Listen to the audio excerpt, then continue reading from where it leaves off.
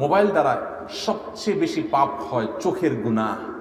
আমার মোবাইলে আমি হারাম কিছু দেখব না। আমার ফেসবুকে যদি কোনো ফ্রেন্ডের, কোনো বন্ধুর লিস্টে থাকার কারণে খারাপ কিছু আসে, ওকে আনফ্রেন্ড করে দিব। কোনো পেজ থেকে খারাপ কিছু আসে, ওটাকে আনফলো করে দিব। কোনো নিউজ পোর্টাল থেকে বাজে কিছু আছে, ওইটাকে ব্লক করে দিব। কোনো গ্রুপে থাকার কারণে খারাপ কিছু আসে, ওই গ্রুপ থেকে লিভ নিয়ে নিব।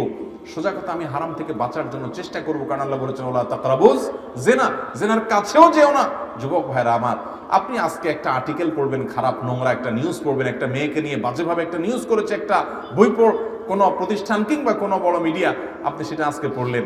কালকে একটা ভিডিওতে একটা মেয়ের অঙ্গভঙ্গি, তার শরীরের বিভিন্ন অঙ্গ প্রত্যঙ্গ দেখলেন, হারাম মজা নিলেন। আপনি পরশু আরেকটা হয়তো ভিডিও ক্লিপ দেখলেন, অশ্লীল কিছু দেখলেন, আপনার মনটা অস্থির হবে। আপনি চোখের জেনা থেকে মনের জেনায় চলে যাবেন, আপনি অনেক জেনায় চলে যাবেন। আপনার